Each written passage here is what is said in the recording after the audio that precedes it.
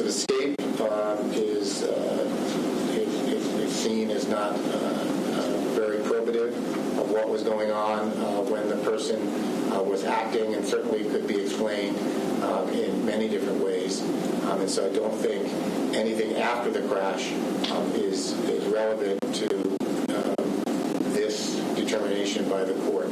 So we would ask that the court, certainly we think that involuntary manslaughter is an objective, more of an objective standard of was this extremely risky behavior that could have caused death, and I think that objectively that it is. And so the argument here is that there is insufficient evidence to support the second-degree murder charge. So the Rule 29 motion is going to the 5 counts in docket 3814, no challenges to the 2 counts in 3798. Correct. Okay. Who's responding? I am, Your Honor, and I would just also clarify that it's just as to that element of the 5 counts of second-degree murder. Yes. I did not hear any challenges to the identity element, the causation element, or the unlawfulness of the killing. Okay, thank you, Judge. The evidence that the jury has heard to this point, from the state's perspective, shows beyond a reasonable doubt that Mr. Bourgoyne did act with wanton disregard of the likelihood of death or serious bodily injury. Specifically, David Kelleher first testified not that the defendant got on the interstate the wrong way, as Mr. Kadams is attempting to allude to, but that he got on the interstate the right way, in the right lane, going the right direction, and that within a very short time stopped in the middle of the interstate, did a K-turn, and headed north in the southbound lane. That in itself shows that the defendant knew that he was going in the wrong direction on the interstate. He passes several cars. We heard from several of those witnesses. Several of those witnesses not only described the defendant as flying down the interstate at high rates of speed. Mark Walker said he was flying and that he just tried to get the hell out of the way. Todd Smith says that he was nearly hit. Multiple of those same witnesses talked about flashing the defendant with their lights or honking at them in an attempt to engage with him, and there's no reason or no evidence to think that Mr. Burgoyne didn't see those signs and didn't see those warnings and continued to go. One of the witnesses said he was going so fast at an extremely high rate of speed. There's further evidence from the crash reconstruction that Mr. Burgoyne's speed was getting to be higher and higher in those moments before, ultimately hitting the Jetta at 78.3 miles per hour after having been in the passing lane and veering a hard right into the travel lane, and then again a hard right into the right lane in order to strike the Jetta nearly head on. At this point, the presumption is sanity. The state is not obligated to show a motive. The state is only obligated to fulfill these elements with facts that do that, and we believe at this time we have absolutely done that. There is no evidence that has been presented that this was anything but intentional. Okay.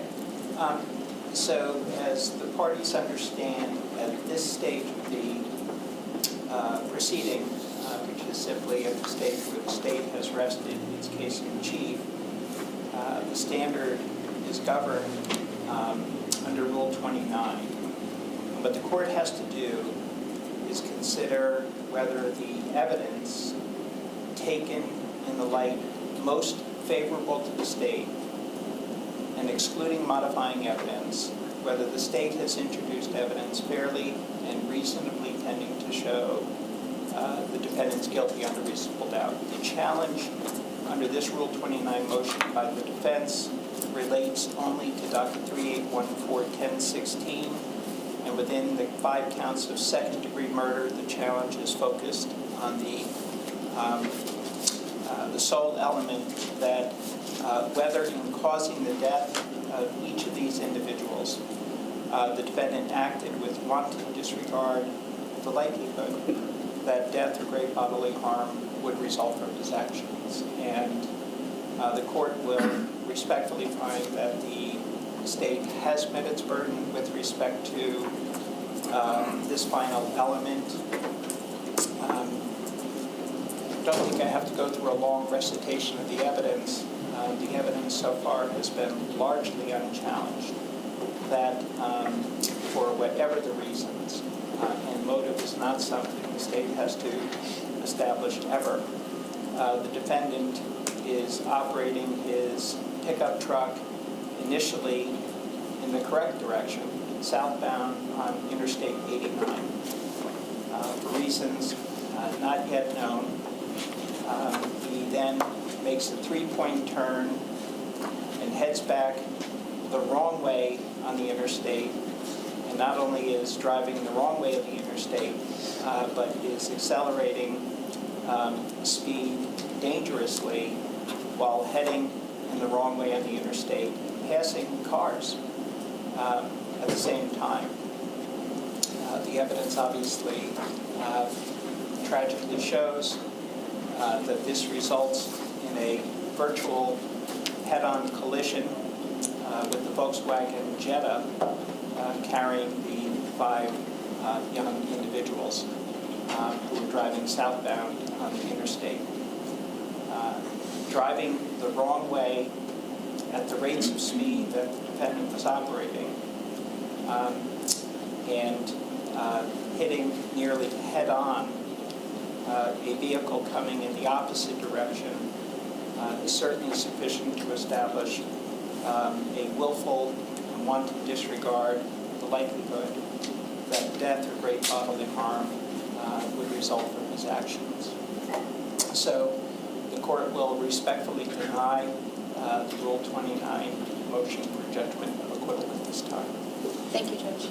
Thank you, Judge. The only other issue I had in reviewing my notes this morning, the animation that was shown to the jury, was that marked as a separate exhibit? I'm just trying to keep track of that. Yes, and we've given the CD to Shane. So you can look at that one. Sure. 66? That sounds right. I just want to keep my notes straight. I'm sorry, Your Honor. The PowerPoint was 66. The animation is 67. 67, okay. So 67 is the animation. Okay. Do we need to address any other issues before we begin? Everyone set? No, Judge. Last juror is just arriving. All right, so take a brief recess when we know that the jurors are ready. All right, please.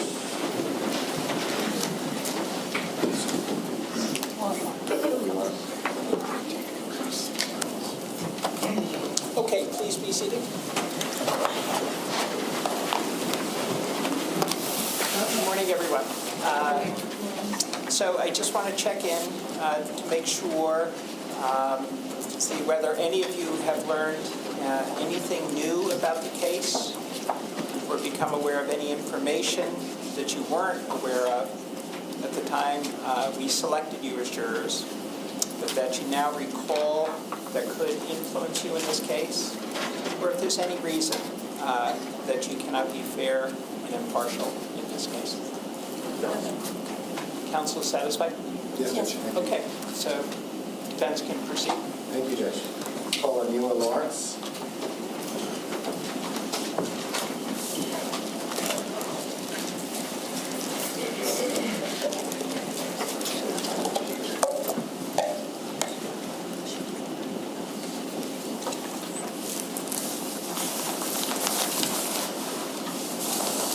Raise your right hand. Do you solemnly affirm the evidence you shall give relative to the cause now under consideration shall be the whole truth and nothing but the truth under pains and penalties of perjury? Yes. Please be seated. Hold the chair forward and speak into the microphone. Water. morning. You state your name for the record? Anila Lawrence. Okay, and you're going to have to speak up and into that microphone. It will project your voice a little bit, so the closer you get to that, you can speak into it. Where do you live? What town or city do you live in? Williston? Do you know Stephen Burgoyne? Yes. Okay, when did you meet Stephen Burgoyne? October of 2008. Okay, how did you meet him? At a friend's wedding. And where were you living at the time? At that time I lived in South Burlington. Okay, and where did Mr. Burgoyne live at that time? Shelburne.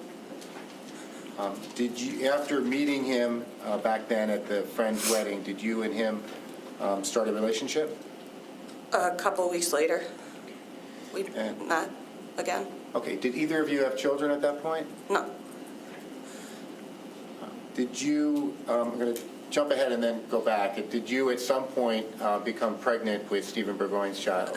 Yes. And when was that? 2013. So between 2008 and 2013, I want to talk to you about that period of time, okay, before you became pregnant? Okay. Have that period of time in mind? Yeah. What was your relationship like with Mr. Burgoyne during that period of time? Good. And how would you describe Mr. Burgoyne during that period of time? Fine. We took trips and bought a house and Okay, did a lot of stuff together. Okay, where would you take trips to? We went to Mexico, the Bahamas, Jamaica, California. And was Mr. Burgoyne working during that period of time? Yes. And where was he working? When I first met him, he worked for a company in South Burlington, Okay, what was the name of that company? Logic Supply. Okay, and what was he doing for Logic Supply? First, he worked in the stock room, and then he became a purchaser. And did he seem to like that job? Yes. And what was his attitude about work? He enjoyed it. It was a good company. And what was his disposition emotionally during that period of time? Happy. He enjoyed his coworkers, spending time with them and everything. And did he have any thoughts or ideas about his career, about advancement in his career during that period of time? I don't remember. Did he ever talk about going further in school? Yes. And that was to get a higher degree so he could advance at work? Yes.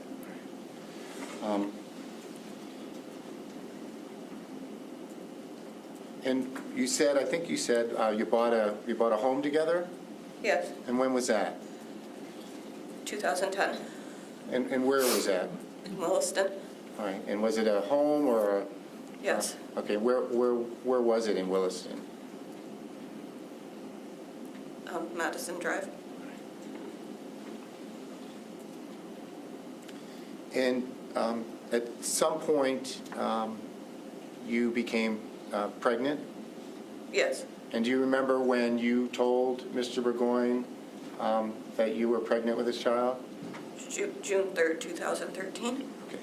And did something else happen that day? Yeah, he was on his way home to propose to me when I found out. Okay. So that was just a coincidence? He didn't know he was on his way to propose to you, and you happened to find out you were pregnant? He was planning to propose to me, just I didn't know I was pregnant. Okay. Well, I found out right before. And you describe him as happy during this period. Do you ever see a change in Mr. Burgoyne? After that, yeah, got a little tricky with the pregnancy, and not that it was a hard pregnancy, just work and such, and tight finances. Okay. And what was the change you saw in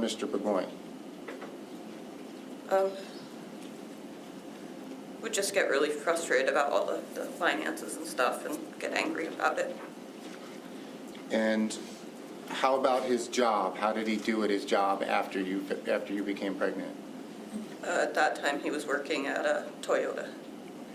And did he remain at that job? He left, it would have been January, right before my daughter was born.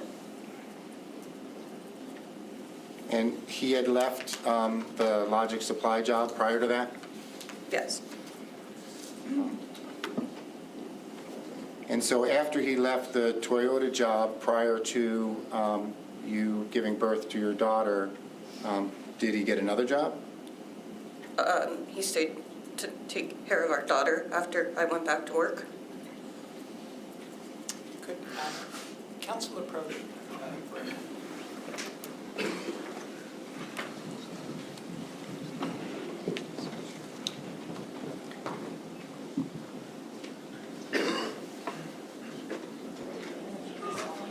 Okay, so members of the jury, we're going to take a brief recess. We need to inquire about one thing, and then we'll have you back, okay? All right, please.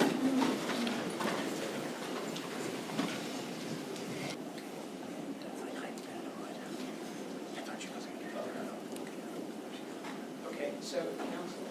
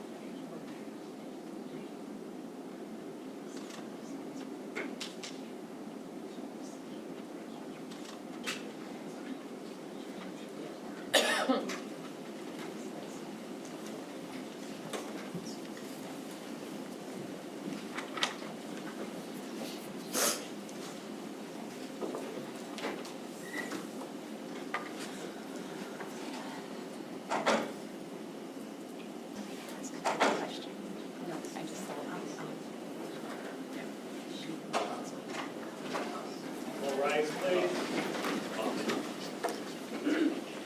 Okay, please proceed.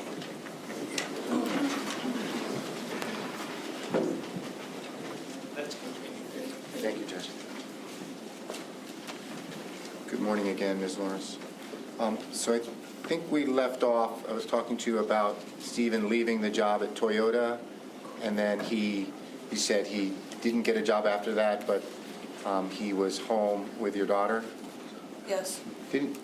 When did he leave the job at Toyota? Was that before or after your daughter was born? Before.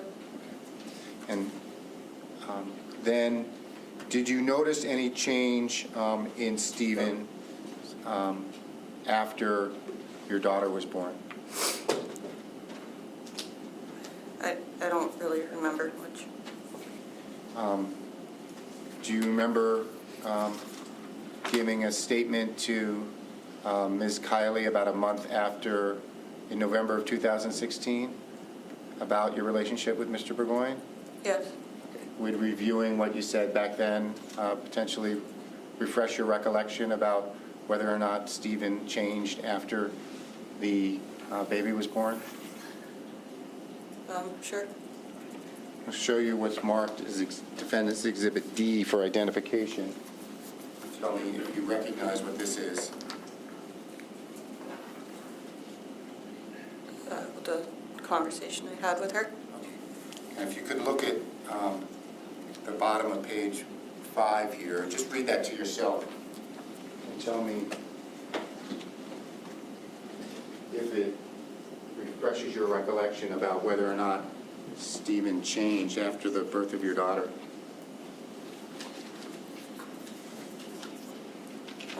Yeah, I suppose that's, yeah, when he started getting more angry and, like I said, stressed out over monetary issues. Okay.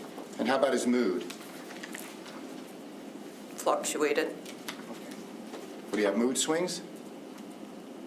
I guess, yeah. Okay. Isn't that what you told Ms. Kiley back then, that he had mood swings? Yes. And they were intense mood swings? Yes. Things you hadn't seen before? Right.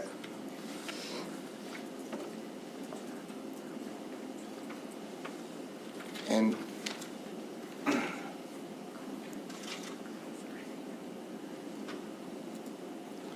this was before your daughter was born, correct? Yeah. Did you and Mr. Burgoyne plan to get married? Yes. Okay. What type of planning did you and he go to as far as the ceremony is concerned? We held one, we just never got a marriage license. Okay. But prior to holding the ceremony, had you planned another ceremony that didn't take place? We had one in Massachusetts and one in Vermont. Okay. So I want to talk about the one in Vermont. What did you plan in Vermont? Big wedding. Had a venue and everything. Okay. Where was the venue? The Ponds, Bolton Valley. And when you say big, do you mean like people flying in from out of state and Yes. bridesmaids and bridegrooms and all that? We didn't have bridesmaids or groomsmen. But folks that were going to be in the wedding? They didn't end up being in the wedding. Okay, but that was the plan. Yes. And what happened with that plan? From what I remember, we left the inn at Essex, and he was frustrated with dealing with all the, I don't know, nuances of all the trying to get everyone together and everything, and people trying to do things their way, and so he said we're not going to have a bridal party or groomsmen or anything. So we called all of them and told them we weren't going to do that. And that was because of Stephen, correct? Yes. And you found that weird, didn't you? Yes.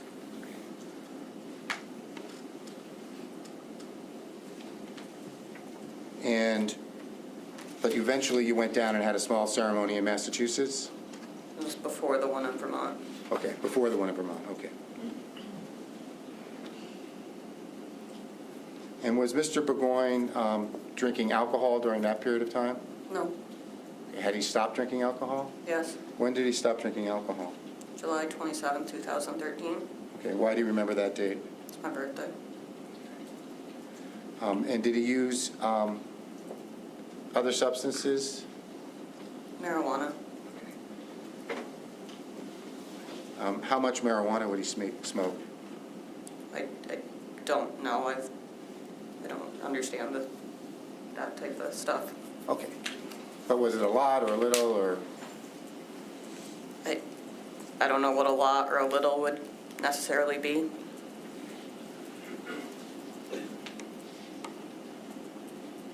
Did you notice any change in Mr. Burgoyne after he stopped drinking?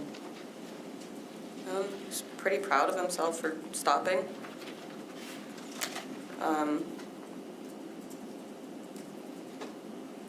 As of that time, it wasn't, through the summer it was okay.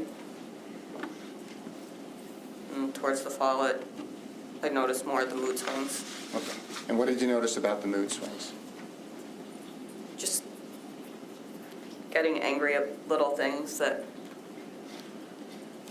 I don't, just mostly the money stuff or bills or shut-off notices and such.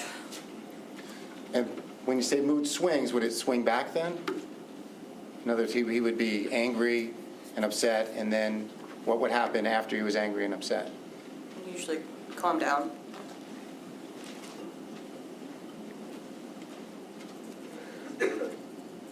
And would you be able to have a discussion with him about how he was when he was angry and upset? Didn't generally do that, no. Did he seem to have a memory of being angry and upset? Yes. Always? Most of the time, yeah.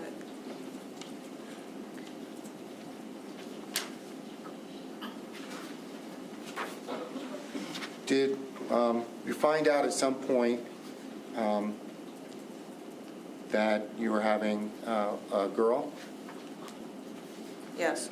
Okay. And what was Mr. Burgoyne's reaction to finding out that you two were having a girl? He was really excited. Okay. And why did he tell you why he was excited? He said he knew it was a girl. Okay. Was there anything about his past that he related to you about why he wanted to have a girl? That his mother had always wanted one.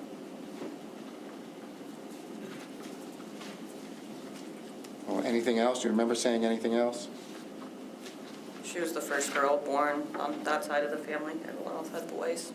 Do you remember him saying anything about his dad? Not particularly. If you could look at page 8 of...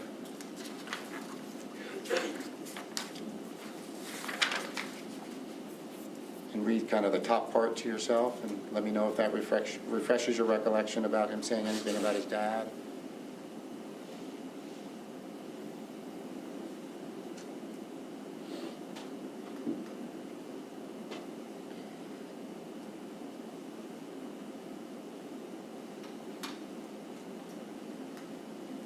Yeah. What do you remember now? Well, him and his dad always had kind of a stressful relationship back and forth. And that's why he was also excited to have a girl. Did he talk with you did you talk with him during this period of time after the child is born about him going back to work? We didn't have childcare set up till that coming fall, so he stayed home. But at some point, did you talk to him about going back to work? Yeah, he didn't start another job until that next winter. But what was his response to you when you talked to him about going back to work?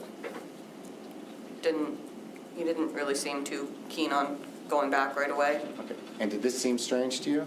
Yes, Why is that? because he was always a really hard worker and enjoyed what he did. And did he talk to you about your job at that period of time? Yeah, What did he tell you you should do about your job? try and find a better job that made more money. And did this seem strange to you? Yeah, it was always kind of an ongoing thing about me trying to get a better job or something. Okay. And this was different than how he had been in the 5 years before your daughter had been born? Yes. And then at some point, prior to your daughter being born, did Stephen bring up moving? Yes. Okay, what was that conversation? To move down towards Massachusetts area where there were better jobs. And what did you say to him about that? Just nervous about moving. Okay, My did- family's here. And did that seem strange to you as well, that he wanted to move? Yes. And why is that? So we had our house here and, yeah. Did you notice anything about, in this period of time, around when your daughter was born, anything about Mr. Burgoyne's speech patterns? I don't remember. If you, again, with looking at your statement to Ms. Kiley from back in 2016, potentially refresh your recollection about that? Yeah. If you could look at page 10, towards the end, it's line 22 and down, and read that to yourself.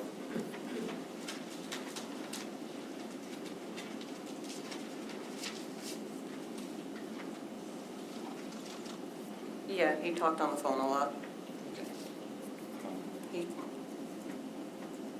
likes engaging in conversations and learning new things. Okay. But did you notice a change around that period of time? Spent more time on the phone and such.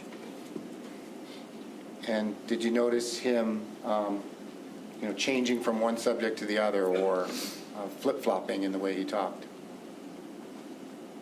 A lot of the times I wasn't necessarily near him when he was on the phone. But yeah, I mean,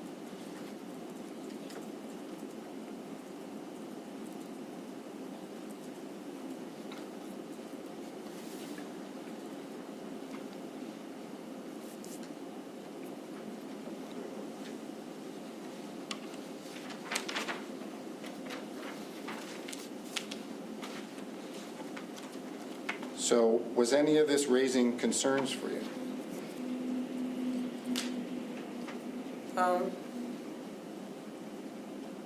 Guess I always just kind of thought it was just, like I said, all the stress we had going on with baby and work and money and stuff. So I just figured that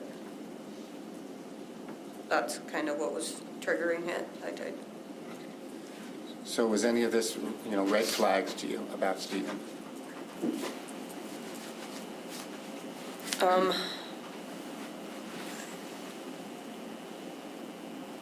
I don't know. Okay. Again, if you could read to yourself the end of page 11, see if that refreshes your recollection about whether or not this raised red flags for you.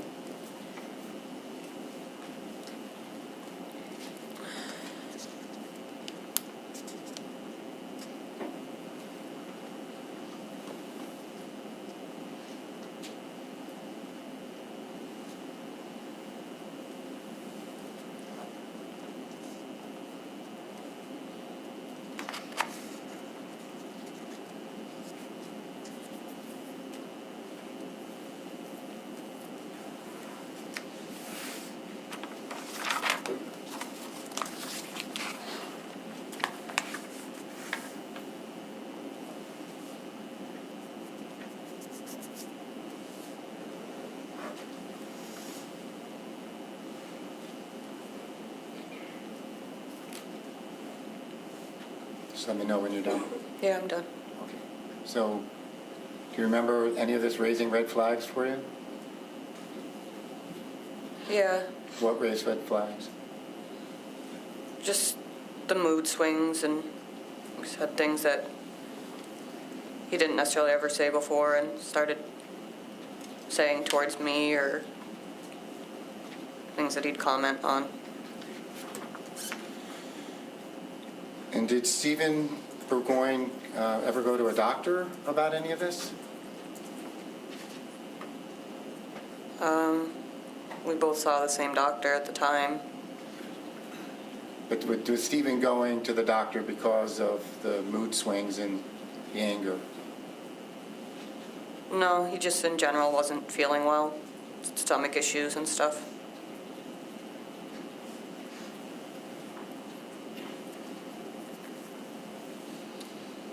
You could look at page 13 and see if that refreshes in the middle, refreshes your recollection about him going to the doctor about his, the way he was feeling emotionally.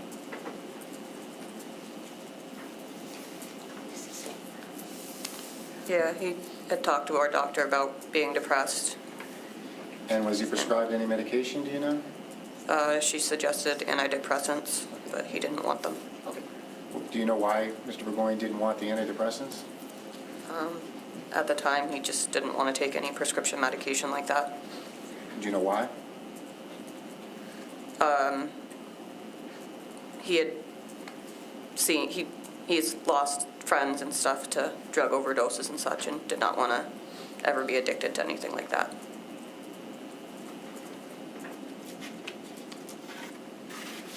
So in February, is it February 2013 your daughter's born? 14. 2014, I'm sorry. And did his mood swings continue after that? Yes.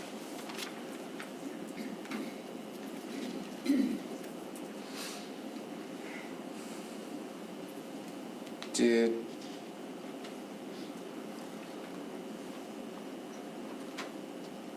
there come a point where Mr. Burgoyne told you that you had to quit, that he was done taking care of your daughter and you had to quit your job? Yes. When was that? September of 2014. And what did you think of that? It just surprised me a lot. We had just moved out of state and were staying with family. I'd found a job down there. He was taking care of our daughter. Okay, so I want to back up. So At some point, you're after your daughter's born, you're still living in Williston, is that correct? When she was born, yes. And then you moved? Yes. Okay, why did you move? To find jobs down in the Massachusetts, southern New Hampshire area, seacoast. And whose idea was that? Stevens. Okay. You had a good job up here, Yeah, and Stephen wasn't working?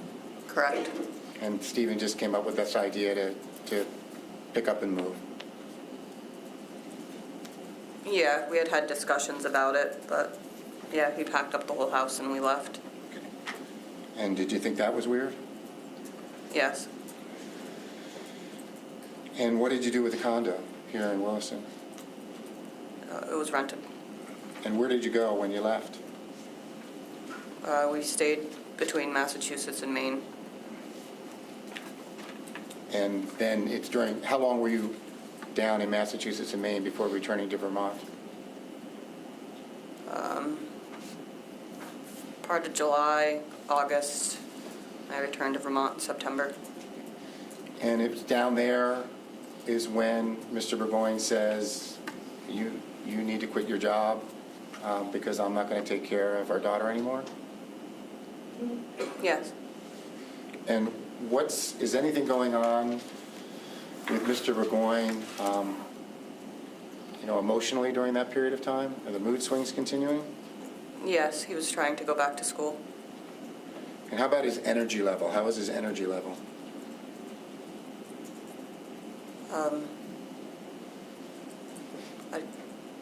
I don't remember very much. During the period of time in Massachusetts and Maine, you don't remember? Pretty active. When we were in Maine, he enjoyed clearing the land and fixing things up. And did there come a time in Massachusetts where you were physically assaulted by Mr. Burgoyne? Yes. Why don't you tell us about that?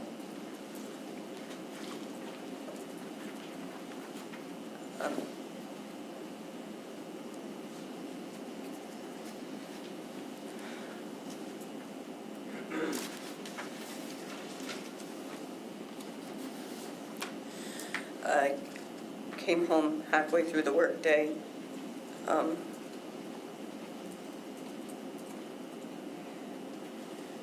He was upset and wouldn't give me our daughter.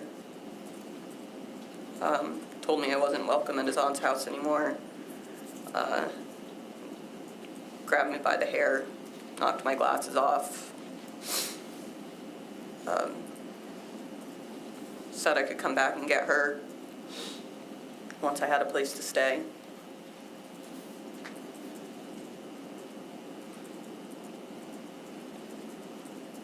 And did you find this behavior strange? Yes, And so did you call the police? I went there Okay. So you went to the police? once I had my daughter. Okay. And then where did you go after you had your daughter?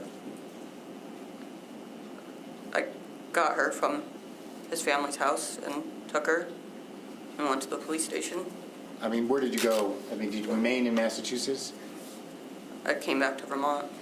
And where did Stephen go or stay?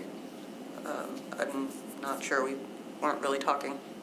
But was he down in Massachusetts? Yes. And were there court proceedings down in Massachusetts? Yes.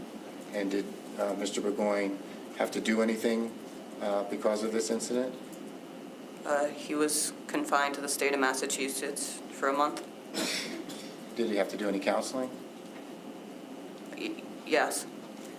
And at some point, did you reconnect with him? Yes.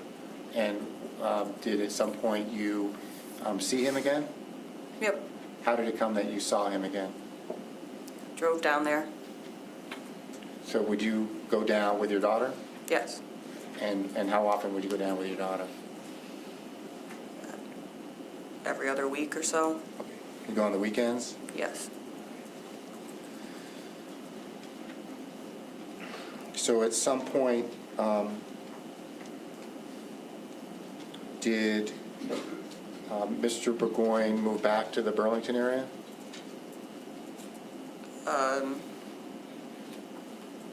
That late winter, spring. So just so we get the timeframes correct, you're down in Massachusetts, you come back, and at some point, Mr. Burgoyne moves back into the condominium, correct? It was a rental property at the time. Well, okay, into the rental property, he moves back in with you, correct? No, he lived in Florida for a little bit with friends and then lived with friends up here in Williston. We moved back in the next year.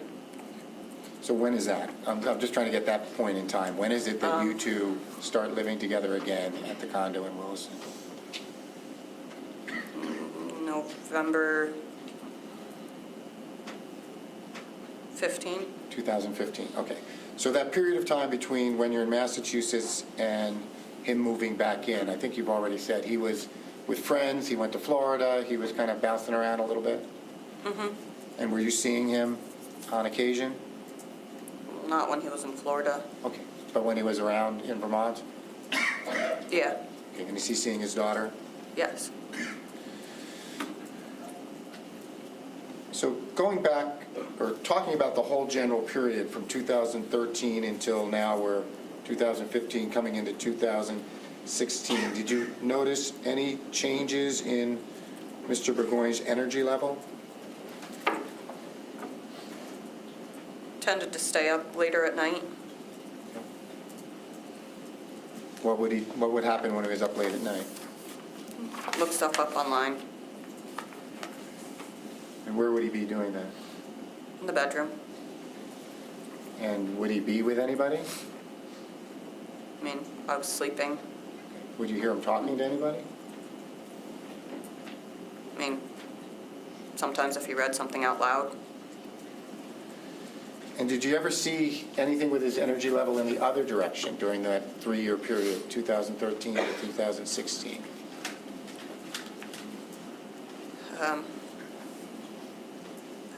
I don't remember. Do you ever remember him thinking that he was depressed? That what? That he was depressed? Yeah. And how did that manifest itself? How did the depression, what made you think he was depressed? It just wasn't like him to not want to work and be out with his friends. And when I first met him, he used to do guys' night and poker night and stuff like that. Just didn't really have anyone over anymore. And if you could turn to page 58 and see if that refreshes your recollection about his energy level being the opposite of being awake all the time.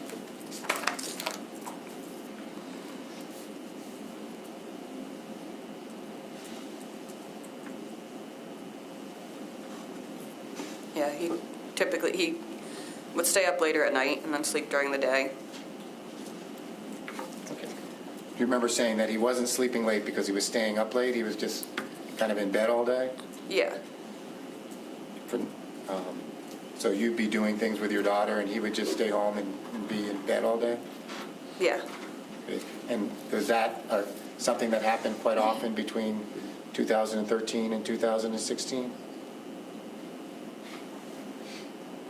Oh, well, we weren't together a lot of that time since we lived separately. Okay, but for the times we were together. Yeah.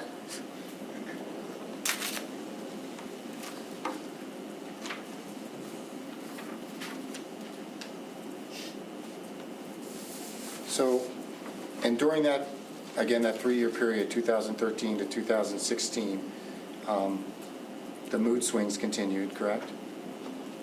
Yes. And what did it look like when he was in the angry part of the mood swing? What did Stephen Burgoyne look like? How did it manifest itself? Yelling.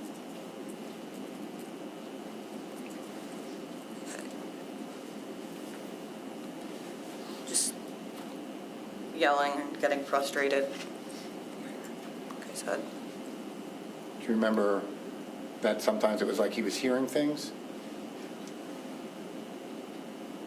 I mean, a lot of times it was, he would just kind of talk to himself, or like I said, when he read things, or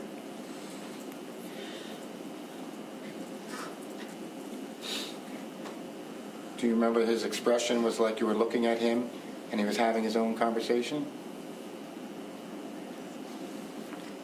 say more was just kind of talking to himself.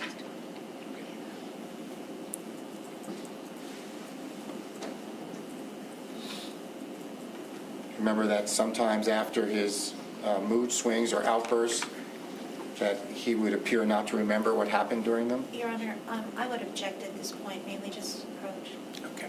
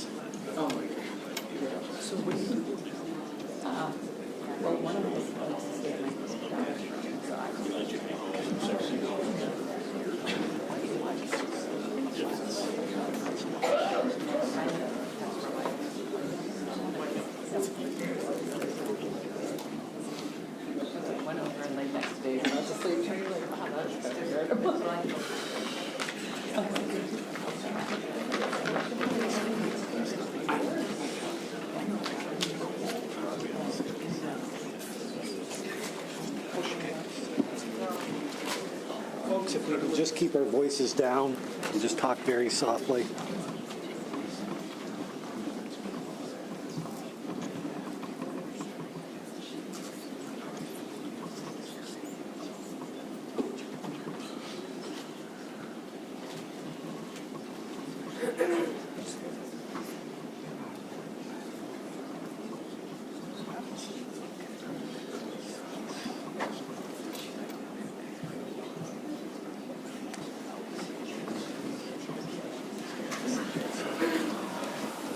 Okay, we're all set.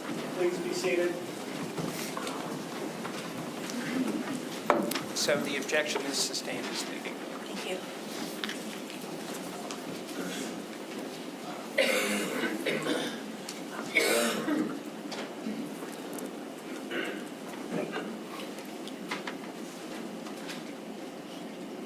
Over that same period of time, 2013 to 2016, what was Mr. Burgoyne's relationship like with his family?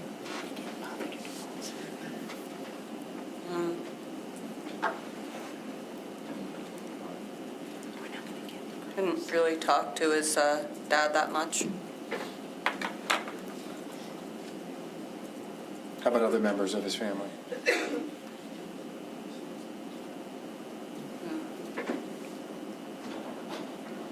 He liked, we would go see his aunt and uncle quite a bit in Massachusetts. Did Mr. Burgoyne do anything to hinder his relationship with his family? I'm not sure. I think looking at your transcript of your conversation with Ms. Kiley might refresh your recollection about that. Yeah. Would you look at page 27, please?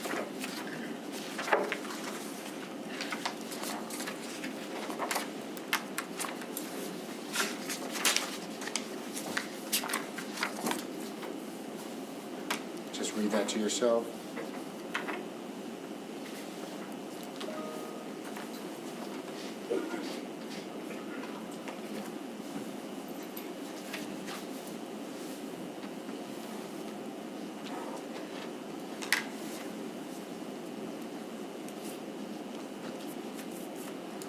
Is that, you remember now whether or not Mr. Burgoyne had done anything to hinder his relationship with his family? He just, yeah, he stopped talking to people and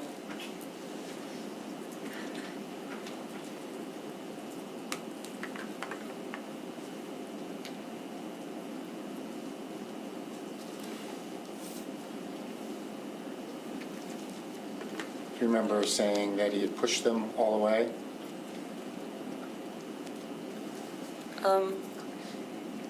yeah, And that this was that the same Stephen you had seen before your child was born, or different? different.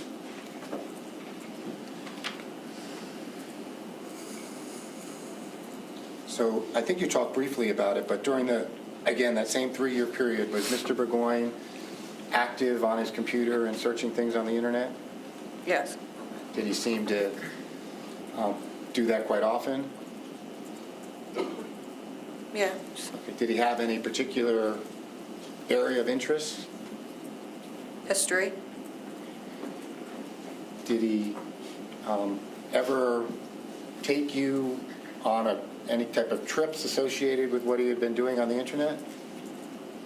Yes, What do you remember about that? to a abandoned missile silo by Albert, Vermont. I just went for a drive up there. So after Mr. Burgoyne moves back in the condominium, and that was November of 2015, is that right? Yes, Was he working at that point? yes. Where was he working then? It would have been Toyota or like Champlain Chocolates. I don't remember when the switch was. Okay. So, but at some point he started to work at Lake Champlain Chocolates? Yes. And did anything happen with any family member of his in early May of 2016? His grandmother passed away, but that was before May. Okay. Her funeral was in May? Yeah, 3 years ago this weekend. And what was Mr. Burgoyne's relationship with his grandmother? Or what were his feelings towards his grandmother? He loved her very much. And was there any financial implications to Mr. Burgoyne due to his grandmother's passing?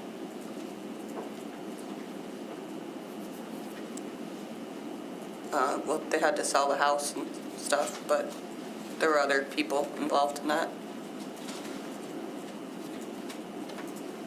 But was there an expectation by Mr. Burgoyne that he would gain anything financially when things were settled with his grandmother's estate? Yes. And was that, a little bit of money, or was it going to be a lot of money? Did you know? I'm not sure. And did you go to the funeral with Mr. Burgoyne in early May? I attended the wake. And when was that?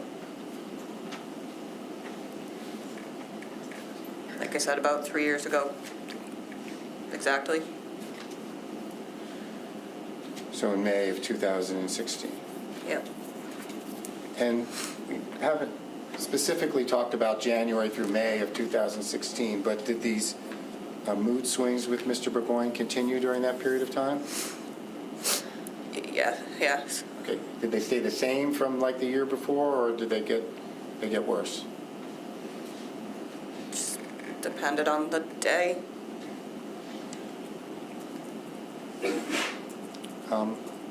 Did Mr. Burgoyne ever talk with you about, your car safety or your things like that? I mean, he always made sure that I had a very safe car. In what respects? Do you remember? Something that would keep my daughter and I safe driving around and snow conditions, and And was there an incident in May of 2016 where Mr. Burgoyne assaulted you? yes. And what was going on between you and Mr. Burgoyne prior to that? Do you remember?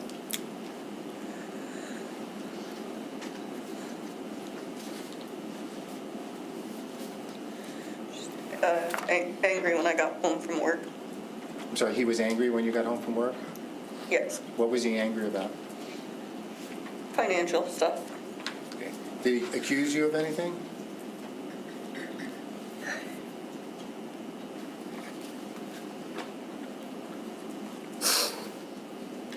I don't remember.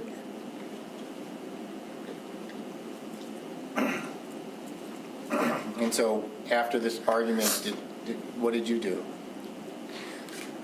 He told me to leave.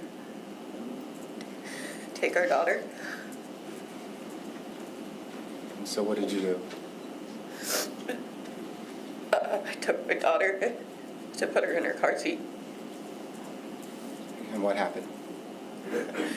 He came outside and started trying to pull us out of the car, and I had my work lanyard on and pulling that, and because of the type of car I have, the key doesn't have to be in anything. There's nowhere to put the key. It's just push start. He was able to take the car with me in the back seat and my daughter. And what happened?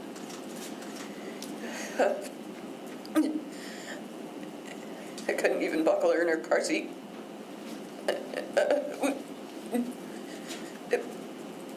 He was screaming and upset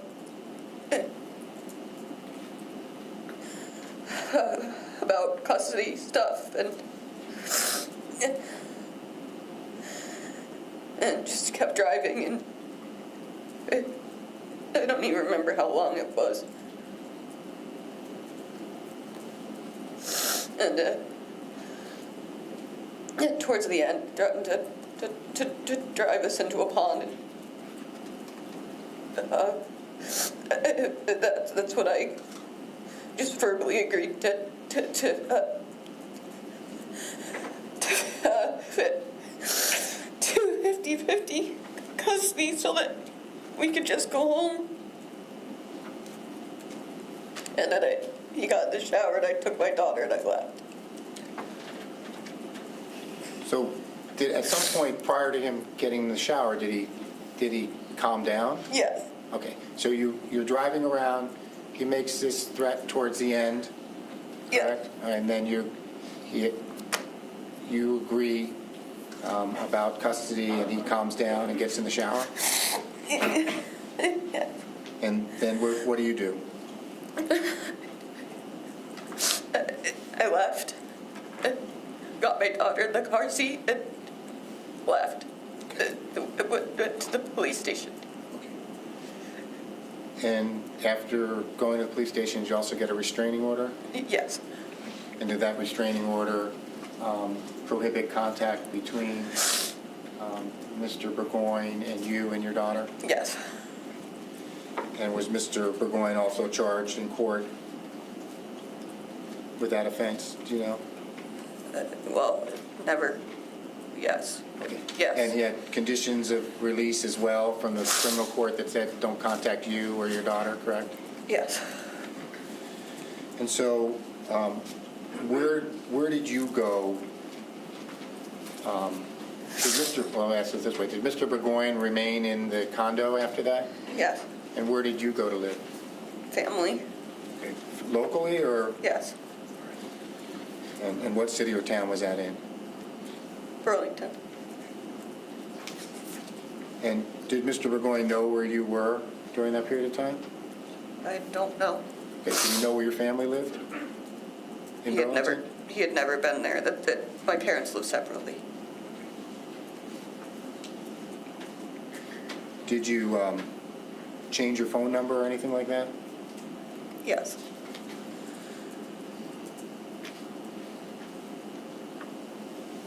Did you, right after the incident in May, did you go back to the condo and retrieve some of your personal items? Yes. And how did the condo appear at that point? Meticulously neat. And at some point after May, did you go back to the condo again? Yes. And when was that? Maybe a week after getting the first batch of stuff. I don't recall the exact date. And how did the condo appear then? He had packed up most of my stuff and my daughter's stuff.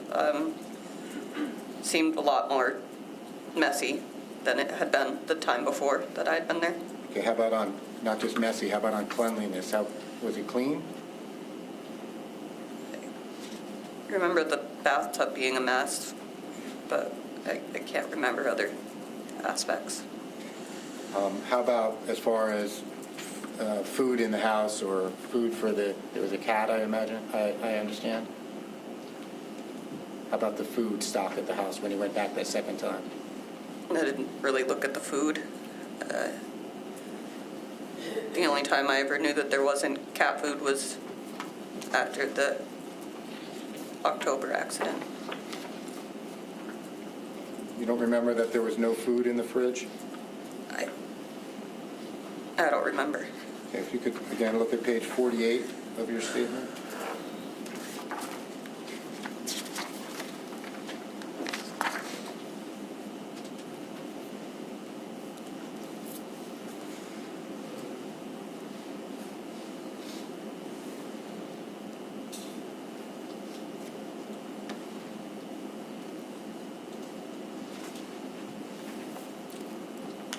That's from after October. Okay. So when you went back to the condo after the accident, that's when you found no fridge in the house? The what? No fridge, no food in the fridge? Right. And no food for the cat? Correct. And what was the state of the house cleanliness-wise? In October, it was packed. Packed up, you mean? Yes. How about cleanliness-wise? Well, by then, people had searched the house, so there was stuff. I can't really speak to what it would have been like before that. And how was Stephen in general with regard to keeping the house clean? Very clean person.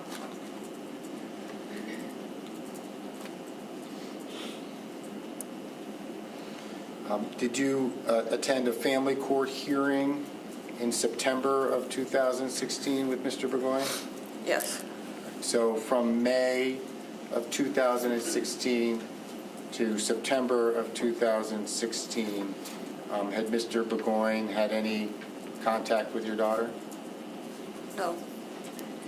And at that hearing in September of 2016, you were granted sole legal and physical rights of your daughter?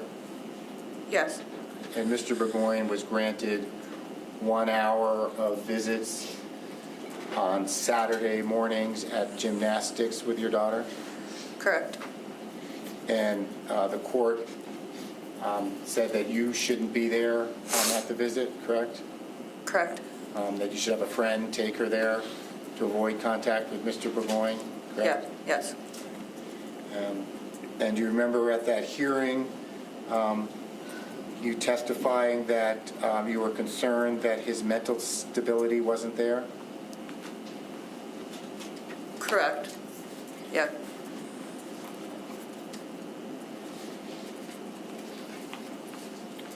And then there was a visit on May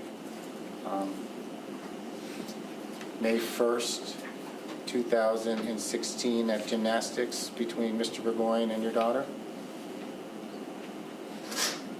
No, the visit I'm sorry, it's October 1st, 2016? Yes.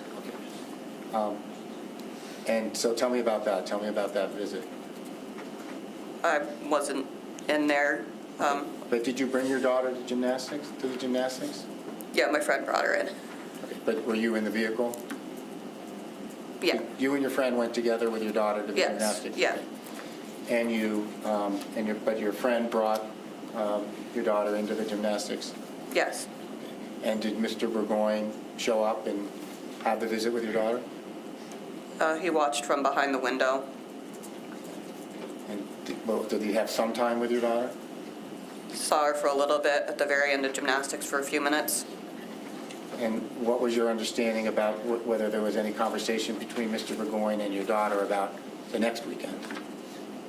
He was going to come that next Saturday and do gymnastics with her.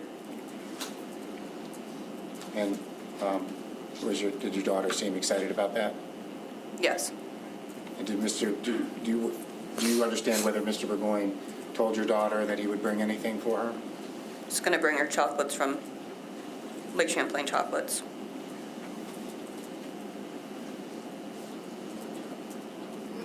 And did you ever receive any communication from, well, Mr. Burgoyne never violated the relief from abuse order that was put in place from May until October, correct? Correct. And he never violated the conditions of release, correct? Don't remember all the conditions. Okay. Well, as far as any contact with you, correct? Correct. Did you know whether he ever contacted your attorney or not about any concerns? I know they had conversations. I don't remember what about. Were you ever made aware of concerns that Mr. Burgoyne had about you being at the gymnastics place on that first visit on that Saturday? Yeah, because I had gone back to wait to pick her up. The car seat was in my car.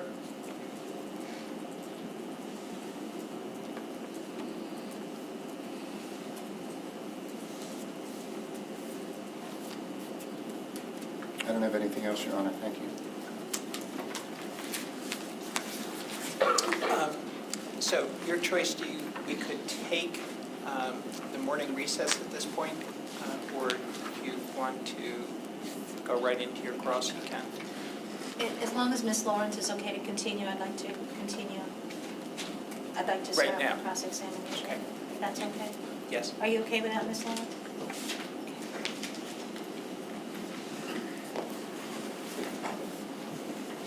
Just let us know if you need to take a break, all right?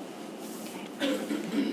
So you testified that over the course of knowing the defendant that he had smoked marijuana. Do you know if it was on a daily basis? Yes. It was on a daily basis? Yes. Okay. And then he switched to THC oil? Yes. Okay. And you indicated that at least from 2013 to 2016, he would be up most of the night researching things on his computer, right? Correct. This was not asked of you in direct examination, but you have a bachelor's degree in psychology, don't you? Correct. Okay. And you would talk, over the course of your relationship, you would talk to the defendant about your studies in psychology. Correct. Okay. And he had a special interest in how the brain worked, didn't he? Correct. Okay. And he even researched the subject, right? Correct. Okay. So let's talk a moment about the financial struggles that you had over the course of your relationship with the defendant. You were moving often from house to house, often staying with relatives, weren't you? Yes. And he had relatives in Massachusetts, and you would go and live there at one point? Yes. And then you actually then lived in a family-owned camp in Maine at Correct. one point? And Yes. he got angry when the family started complaining about the both of you living there and no one else being able to use the camp, right? Correct. Okay. The truck that was involved in the crash on October 8, 2016, that truck was actually in the name of your father, wasn't it? Correct. Because the defendant didn't have good enough credit to buy the truck himself? Correct. Okay. And You talked about him being happy at Logic Supply, but isn't it true that he became unhappy at Logic Supply at some point? Correct. He didn't get along with his coworkers. He didn't like how the business was run. Correct. And he was always complaining about him doing all the work and nobody else doing the work. He worked hard, yeah. Okay, and that he didn't make enough money. Correct. Okay. And that was something that he would complain, those are the kinds of things that he would complain about often, wouldn't he, regardless of what job he was at? Yes. And including Lake Champlain Chocolates, his last job? Yes. And he would complain about you not making enough money and that you needed to get a better job? Correct. Okay. Because your financial situation was just not good over at least the last 3 years of your time together, right? Correct. And the financial struggles would frustrate him, Correct. get him stressed out, Yes. and make him angry. Yes. And he would even criticize you when he was angry and insult you, wouldn't he? Correct. He would talk about you being adopted and wouldn't know what it would be like to be a mom. Correct. And he made fun of your ethnicity. I mean, yes. Yeah. Okay. And on at least 2 occasions, the anger, the frustration, the stress was over financial issues ended in violence, didn't it, against you? Correct. The one in Massachusetts and then the one in Vermont. Correct. When he got charged with domestic assault in Massachusetts, he had to take anger management classes, didn't he? Yes. And when he got charged with domestic assault, and he also got charged with unlawful restraint in Vermont, correct? Based on the fact that he had you in that car and he was driving all over the place. Correct. One of his conditions of release was to turn over any firearms he had to the Williston police. Is that right? After May, yes. Yeah. Your Honor, at this time, the state would move into evidence a self-authenticated conditions of release, State's Exhibit 70. No objection, Judge. 70 is admitted without objection.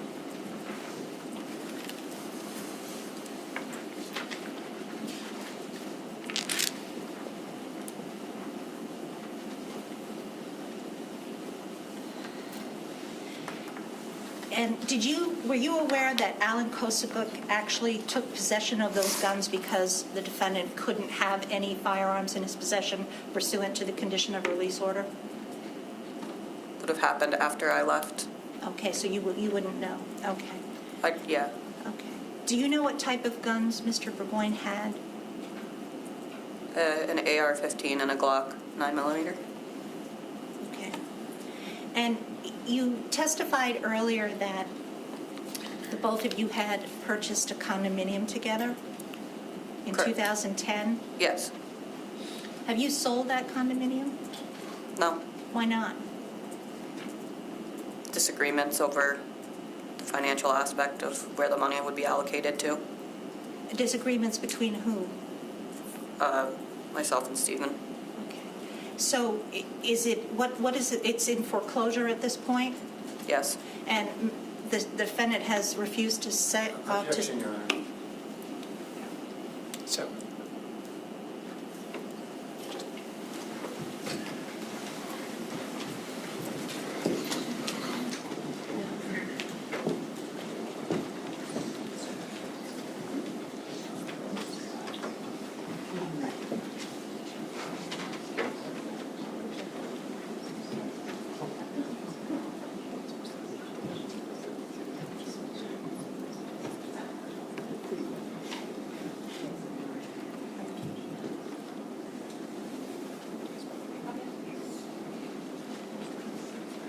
Please be seated.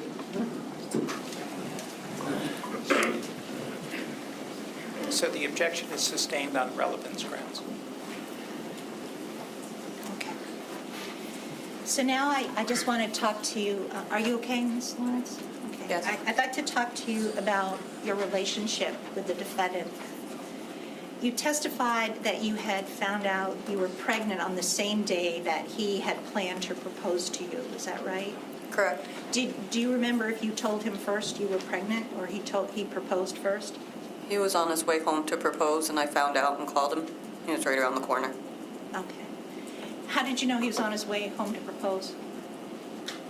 Well, I knew he was on his way home because he told me he was, and that was early for him to be getting out of work. Okay. And your pregnancy, at least at that point, wasn't part of his plan, was it? No. Okay.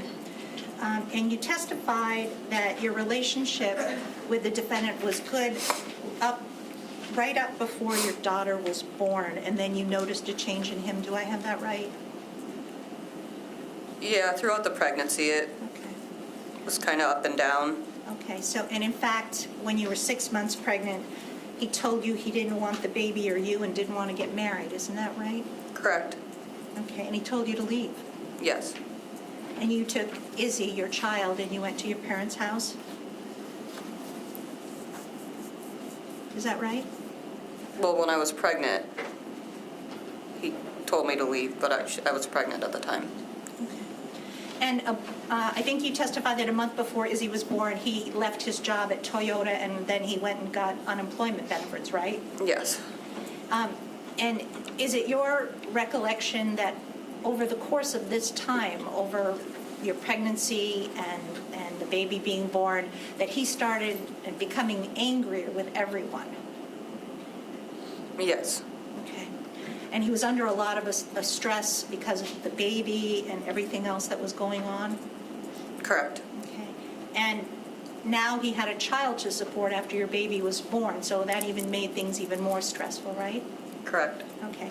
He called off the wedding in Vermont because he wanted to have his grandmother at the wedding ceremony, and so you both decided to just go to Newburyport and have the ceremony there. Isn't that right? We did one down there, yes. Yeah, okay. And you didn't end up getting married because there was a residency requirement?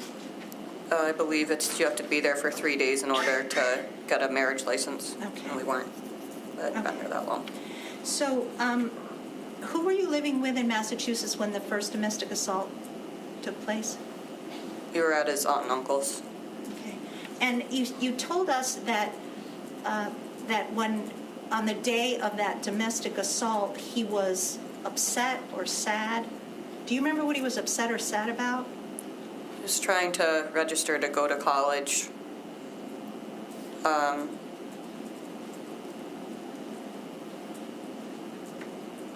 think it was, I don't remember all of it. He called my work and told me I had to come home or go to his aunt and uncle's house. And how old was Izzy at that point?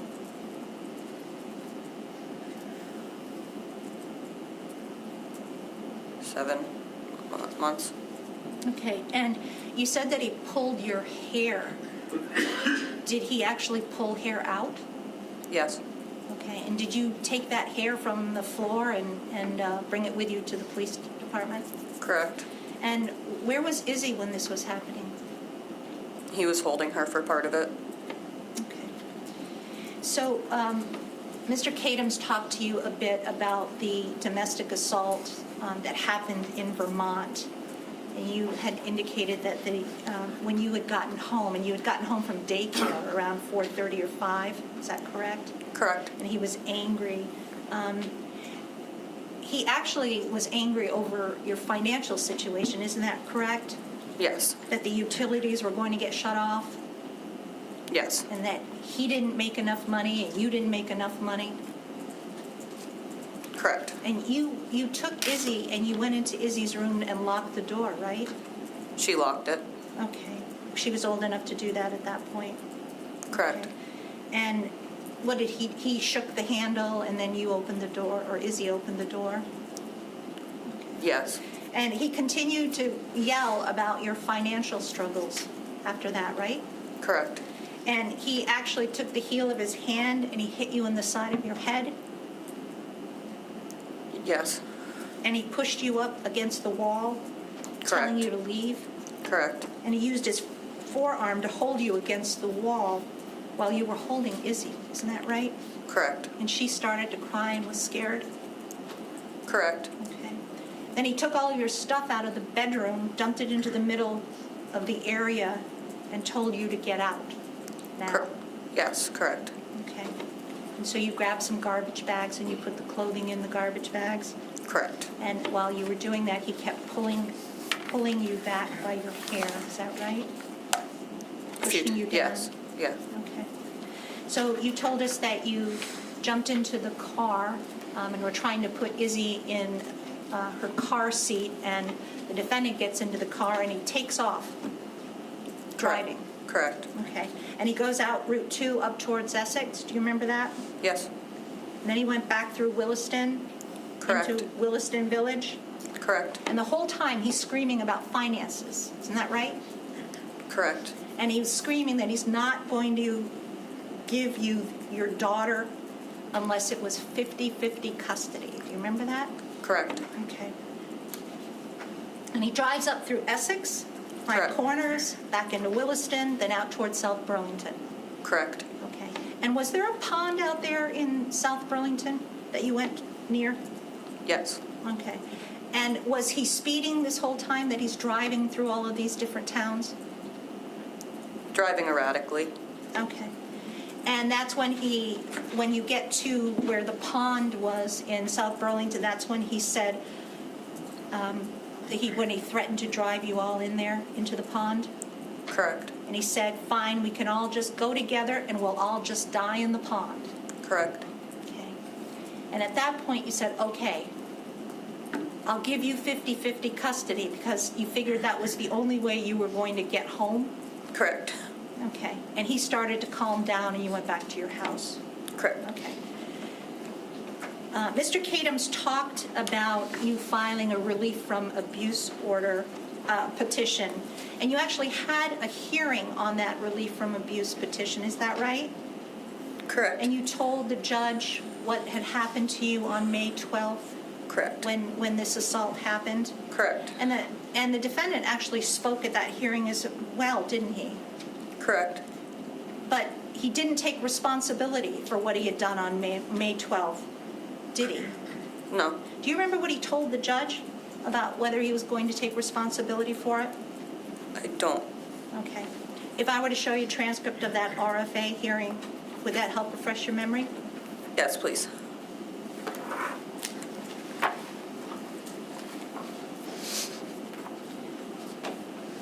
I'd like to show you what's been marked as State's Exhibit 93 for identification. And I'll take this one, okay? And I'd ask you to turn to page 16 and read from to yourself lines 10 through 12.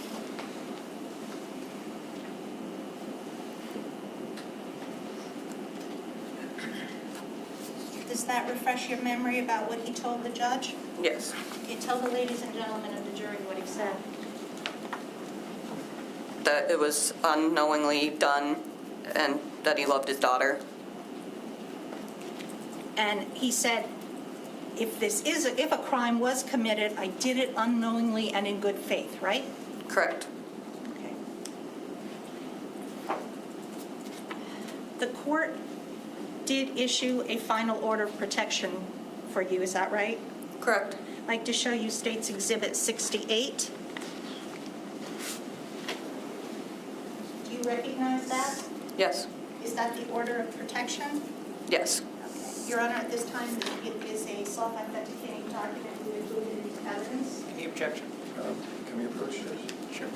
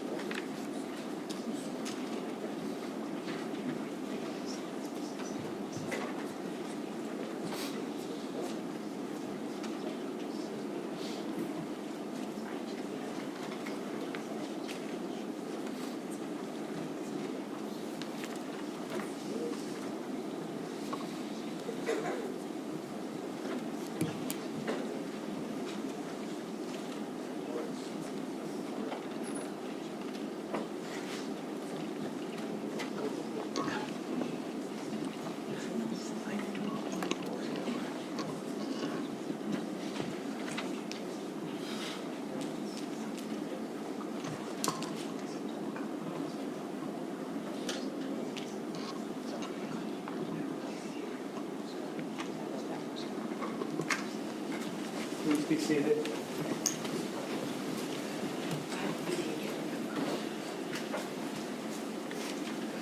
Okay, so the objection is overruled, and 68 is admitted over the objection.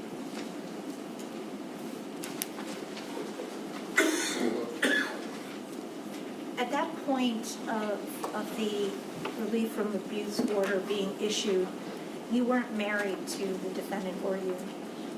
Correct. Okay. We were not. And he went and filed a parentage action within a couple of months of that order?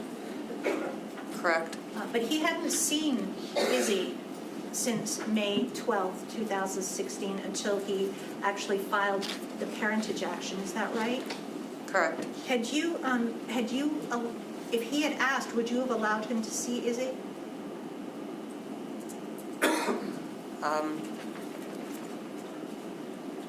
No. Okay. So there was a hearing on September 26, 2016. Do you remember that hearing on the parentage action? Vaguely, yes. Okay, Had and a do you- lawyer. And you spoke at that hearing as well as the defendant spoke at that hearing? I believe my lawyer did most of the talking. Okay. Do you remember the defendant asking the court for shared physical custody of Izzy? Correct. Okay. And the court issued a final order on that, correct? Correct.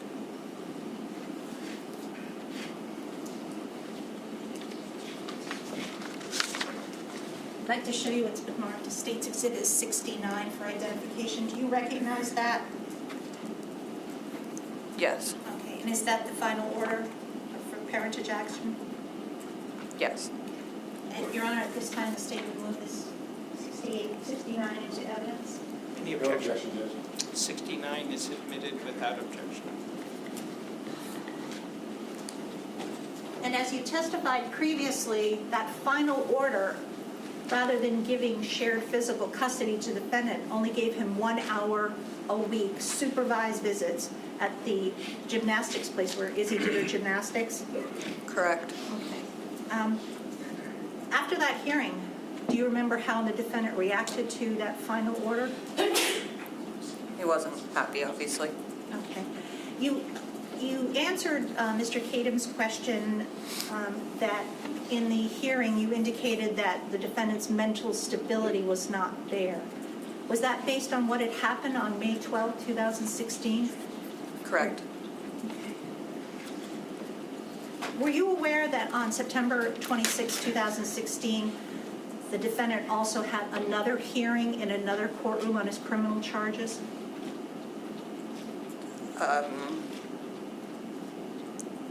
Yes, I believe so. Okay, did you appear at that hearing as well? I don't believe so. Okay. Were you aware that on that date, a jury draw was actually scheduled for November 7th, 2016 in your domestic assault and unlawful restraint case?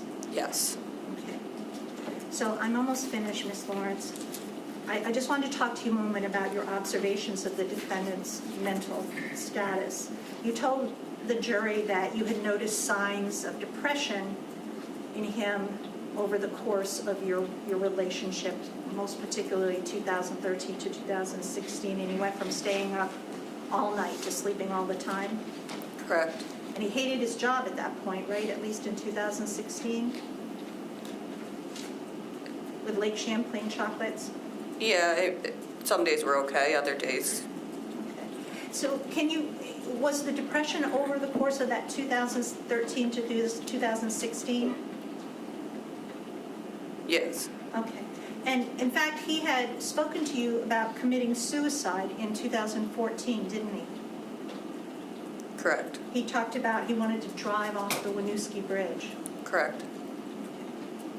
And you indicated that to Mr. Kadams that he had had mood swings, and you actually attributed these mood swings to the stress that he was under at that point in time. Isn't that right? Correct. By May of 2016, he had lost his grandmother that he had loved very much, right? Correct. And he was unhappy at work. He had financial struggles, And now he has the domestic assault and the unlawful restraint charges pending. Did the defendant ever talk to you about helicopters following him No. or the government surveilling him? Not, I don't think so. Or him receiving messages from his radio? No, Or about him being on some type of mission? no.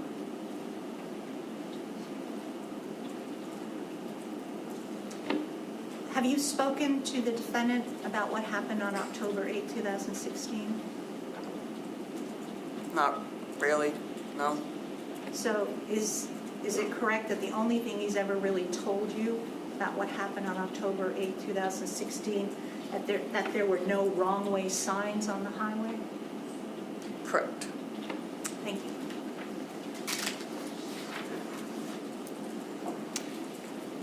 So, before you, is there redirect? Okay. So, can the jury hang in a little bit longer? I've blown through our morning recess. Okay. So why don't we try to finish this witness?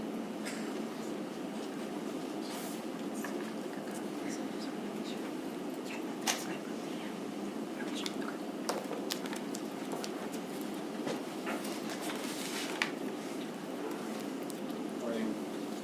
And Ms. Harden talked to you about your psychology background and talking with Stephen about that. And did you talk to Stephen about the fact that he thought he was bipolar? We didn't really talk about that, not much, I don't. But did you think he was bipolar?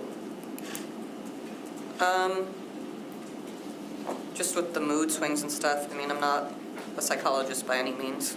Okay. Do you remember telling Ms. Kiley that you thought he was bipolar? Yes,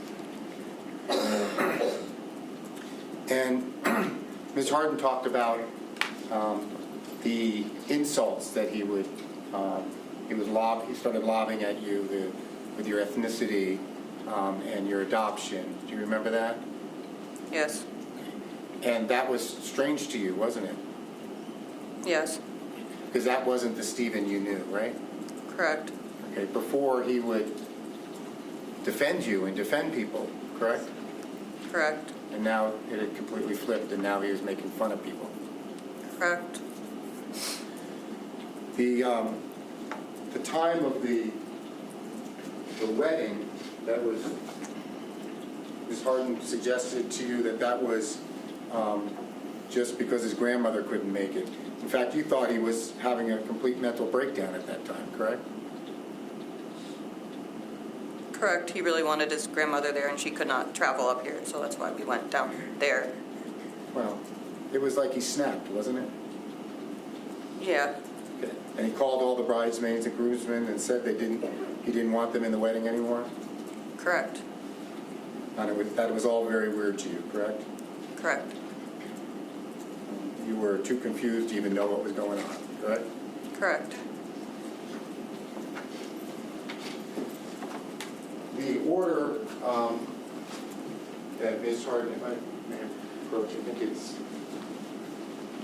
last one here.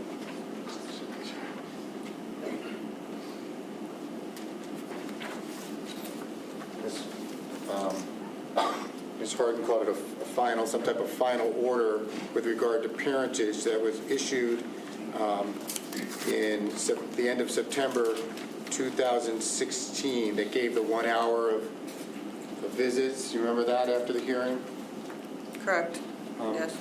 Do you remember, well, what was going to happen after that hearing was over? It's hard to call it a final order, but wasn't this the first hearing you had on the parentage issue in front of the judge? I believe so. Okay. And was there an idea that the court was going to kind of reconvene on the issue at some point after that order was issued for the 1 hour of visits? I believe so. Okay. When did the court say it wanted to come back and revisit the issue of the 1 hour a week? Don't recall. Okay. A couple months, possibly.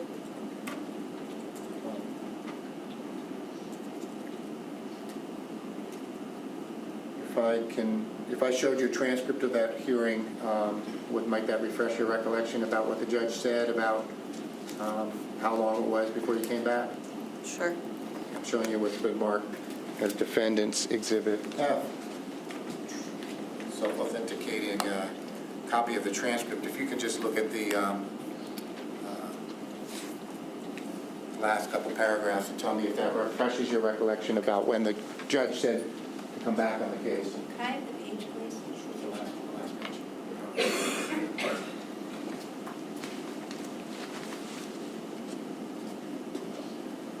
Page 65. Does that refresh your recollection about when the judge said come back on this issue? Yes. And when was that? 60 days later. So it was going to be 1 hour visits for 60 days, and then the judge was going to see how things went and decide where to go from there, correct? Correct.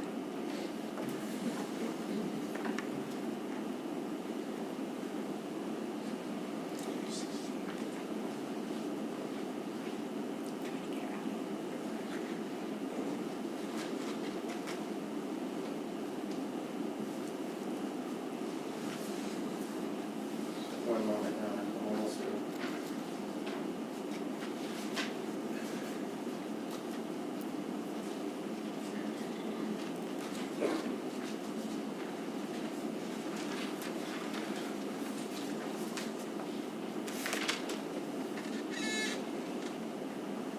Do you remember telling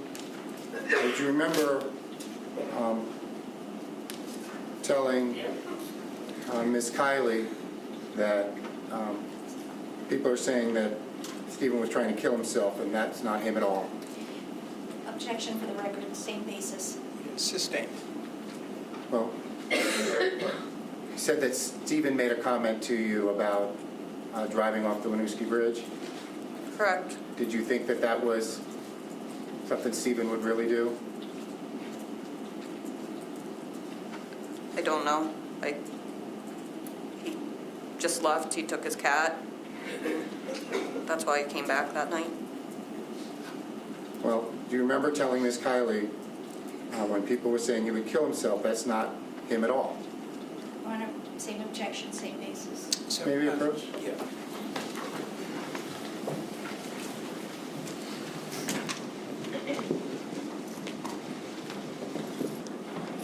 Please be seated.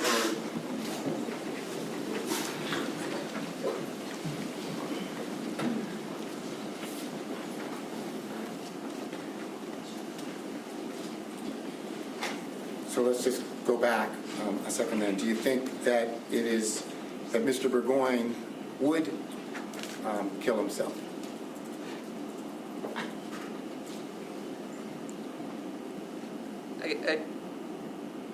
I don't know. Do you remember telling Ms. Kiley that when people were saying he's trying to kill himself, that was not him at all? Correct. Okay, you remember telling her that? Yes. And do you remember telling her, straight that. That's all I have, Judge. Okay, any recross? No, thank you. Okay, so Ms. Lawrence, you're all done. Thank you very much. And why don't we take our late morning recess at this point? So let's recess for about 15 minutes, and we'll come back and resume testimony. Thank you.